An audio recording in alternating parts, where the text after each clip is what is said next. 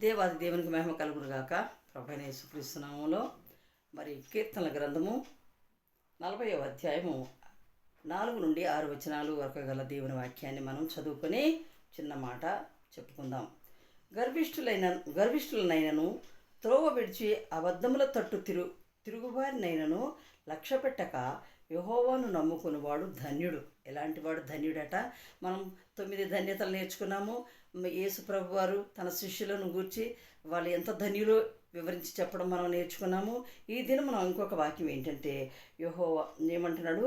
గర్విష్ఠులనైనను త్రోవ విడిచి అబద్ధముల తట్టు తిరుగువారినైనను లక్ష్య పెట్టక యెహోవాను నమ్ముకునేవాడు ధన్యుడు. ఎలాంటి వాడు ధన్యుడటండి? అబద్ధలాడకుండా, గర్వం లేకుండా, గర్వంతో త్రోవ విడిచి తిరగకుండా, అబద్ధములు తట్టు తిరగకుండా, వాళ్ళని లక్ష్య పెట్టకుండా, వాటన్నింటినీ లక్ష్య పెట్టకుండా యెహోవా వైపు, దేవుని వైపు తిరిగినవాడు, దేవుని నమ్ముకున్నవాడు ధన్యుడు అంటూ ఉన్నాడు ఇక్కడ. దేవునికి స్తోత్రం కలుగునుగాక.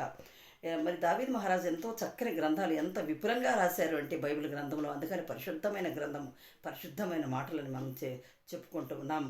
మరి గర్విష్ఠులనైనను త్రోవ విడిచి అబద్ధముల తట్టు తిరుగువారినైనను లక్ష్య పెట్టకుండా, మనం ఎలాంటి వారిని లక్ష్య పెట్టకూడదో చెప్తూ ఉన్నాడు. గర్విష్ఠులను లక్ష్య పెట్టొద్దు. తప్పు మార్గంలో నడిచేవాడు. త్రోవ విడిచి తిరిగేవారు ఎవరండి? తప్పు మార్గంలో తిరిగేవారినైనాను. మరి అట్లాగే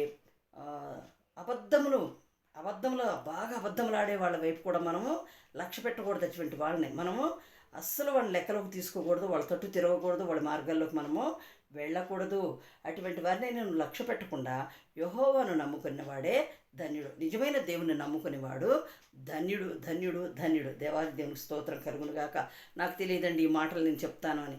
బైబిల్ గ్రంథం తీయడం కానీ ప్రభు ఏది మాట్లాడమంటే అది నేను మాట్లాడుకోవటానికి ఆయనే మాట్లాడుకుంటారు. నిలుచున్నది నేను మాత్రం కాదు, దేవుడే ఇక్కడ నిల్చుండి మాట్లాడుతూ ఉన్నాడు నాలో ఉండి. దేవునికి స్తోత్రం, హల్లెలూయా. అలాగే ఇంకొక మాట అంటున్నాడు, హల్లెలూయా, హల్లెలూయా. యెహోవా నా దేవా, నీవు మా ఎడల జరిగించిన ఆశ్చర్యక్రియలను మా ఎడల నీకున్న తలంపులను బహువిస్తారములు. చూడండి దావీదు మహారాజు ఏమంటున్నాడు? యెహోవా నా దేవా, నీవు మా ఎడల జరిగించినటువంటి ఆశ్చర్యక్రియలను. అవునండి, మన జీవితంలో మనం లక్ష్య పెట్టిన వారు అనేక మంది ఉన్నారండి. మరి లెక్కించుకోరు దేవుడు చేసే అద్భుత క్రియలు, ఆశ్చర్యక్రియలను చూడగా మనం ఎన్నో ఎన్నదగినవి, మనం ఎంచలేమండి, లెక్కించలేము. మరి నీవు మా ఎడల జరిగించిన ఆశ్చర్యక్రియలను, మా ఎడల నీకున్న తలంపులు బహు విస్తారమైనవి. దేవుడు ఏమనుకుంటాం? మనం కూడా అనుకుంటాం కదా, మనం కన్నబిడ్డల్ని, అబ్బా నా బిడ్డలు సైంటిస్టులు అవ్వాలి, ఇంజనీర్లు అవ్వాలి, డాక్టర్లు అవ్వాలి, వాళ్ళ గురించి ఎన్నెన్నో తలంపులతో ఉంటాం. కానీ మన బిడ్డలు ఎదిగి పెద్దవారైనప్పుడు వారు ఇంకొక మార్గంలో, వారికి ఇంకొక ఇంట్రెస్ట్లు పెరుగుతూ ఉంటాయి కదా. అదేవిధంగా అలా వద్దు. మరి దేవునికి మన ఎన్నో తలంపులు ఉన్నాయి, మనం కూడా అలాగే చేస్తున్నాం కదండి. మనం దేవునికి ఉన్న తలంపుల ప్రకారం మనం ఎన్నడూ నడవట్లేదు.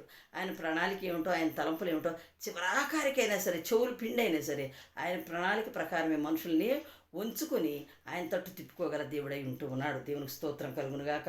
మరి మన ఎడల ఆయనకున్న తలంపులు బహు విస్తారమై ఉన్నాయండి.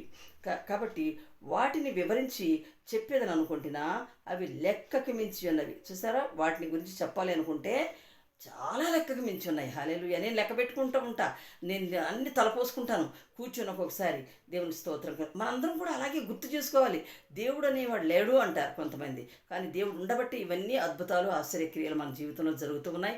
మనం ఇప్పటి వరకు కూడా సజీవులుగా ఉన్నాము అంటే ఇది కేవలం దేవుని కృప మాత్రమేనండి. దేవాది దేవునికి స్తోత్రం కలుగునుగాక. దేవుడైన ప్రభు అయిన యేసుక్రీస్తు వారు మన పట్ల జరిగించున్న గొప్ప కార్యములను ఒకసారి లెక్కించి చూద్దాం అనుకుంటే అవి లెక్కకి మించి ఉన్నవి. హల్లెలూయా, హల్లెలూయా, హల్లెలూయా. ఇంకొక మాట అంటూ ఉన్నాడు, హల్లెలూయా. మరి నీకు సాటి అయిన వాడు ఒకడును లేడు. దేవునికి సాటి అయిన వాడు ఒక్కడు కూడా లేడండి.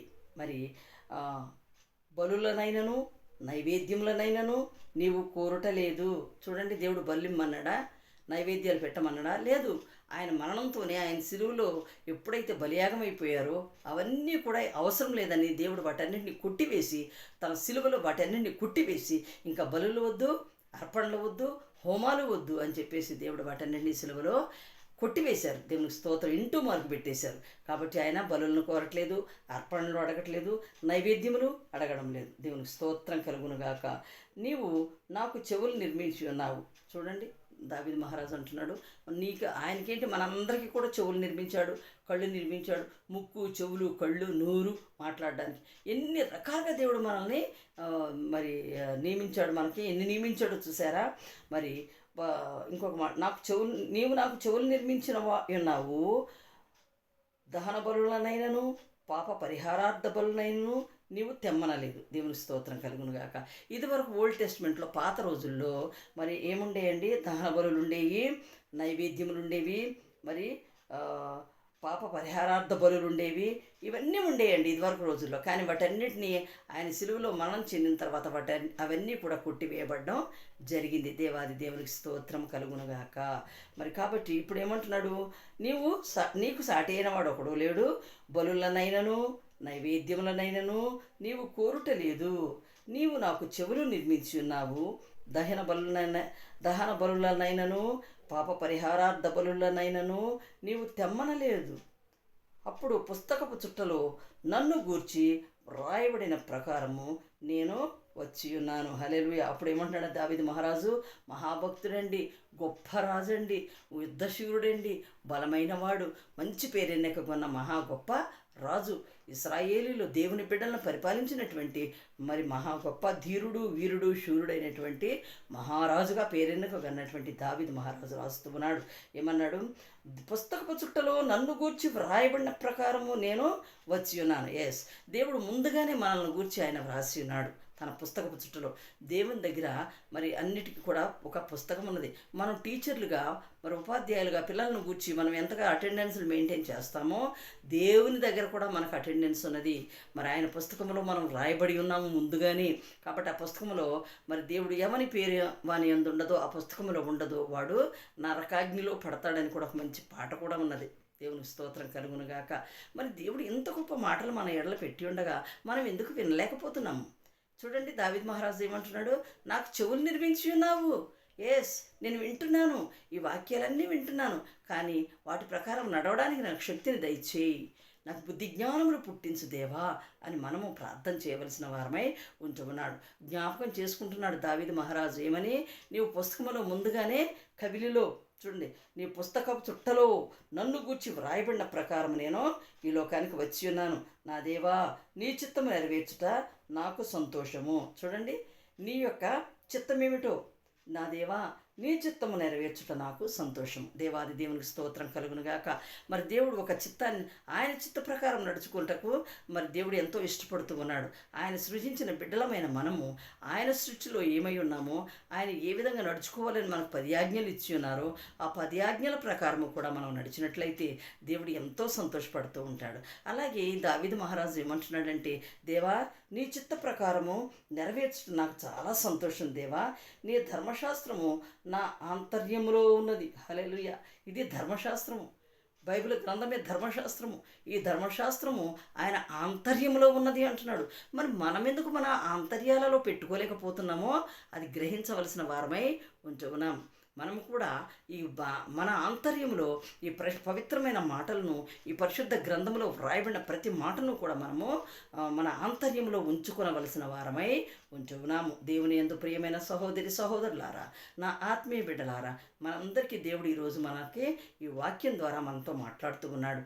ఏమన్నాడు దావీదు మహారాజు, ఏమన్నాడు, నీ పుస్తకపు చుట్టలో వ్రాయబడినట్లు నేను నన్ను గూర్చి వ్రాయబడిన ప్రకారమే నేను వచ్చి ఉన్నాను, కానీ నా ఇష్ట ప్రకారం నేను రాలేదు, నేను ఏ పాటివాడను దేవా అని చెప్పేసి కూడా అంటూ ఉంటాడు. దేవునికి స్తోత్రం కలుగునుగాక. మరి ఇంకొక మాట, నా దేవా నీ చిత్తము నెరవేర్చడం నాకు సంతోషము, నీ ధర్మశాస్త్రము నా ఆంతర్యములో ఉన్నది. నా పెదవులు మూసుకొనక మహాసమాజములో నీతి సువార్తను నేను ప్రకటించుచున్నానని నేనంటిని. యెహోవా అది నీకు తెలిసే ఉన్నది. దేవునికి స్తోత్రం కలుగునుగాక. ఇక్కడ వరకు ఈ వాక్యం మనకు చాలు. చదవబడిన వాక్యము, ధ్యానించుకునేటటువంటి వాక్యము దేవుడు దీవించాలి అని మీరందరూ కూడా ప్రార్థన చేయండి. ఒక్కసారి మాటల గురించి ఆలోచిద్దాం మనందరం కూడా. ఏమంటున్నాడు ఆఖరికి, నీ ధర్మశాస్త్రము నా అంతర్యంలో ఉన్నది, నా మనసులో ఉన్నది, నా గుండెల నిండా నిండుకొని ఉన్నది, నీవు ఇచ్చినటువంటి ప్రతి వాక్యము కూడా అని చెప్పేసి ఆయన అనుకున్న విధంగా మనం కూడా అనుకోవలసిన వారమై ఉంటున్నాము. నా పెదవులు మూసుకొనకుండా మహాసమాజములో నీ సువార్తను నేను ప్రకటించి ఉన్నానని నేనంటిని. ఏమంటున్నాడు? మహాసమాజంలో అంటే వేల వేల లక్షల మంది సమాజంలో నేను కూడి నీ యొక్క వాక్యమును నేను ప్రకటిస్తూ ఉన్నాను అంటున్నాడు. మనం కూడా అలాగే దేవుని వాక్యమును ప్రకటించవలసిన వారమై ఉంటున్నాం. దేవాది దేవుని స్తోత్రం కలుగునుగాక. దేవుడి కొద్ది మాటలు దీవించి ఆశీర్వదించునుగాక. ఆమేన్.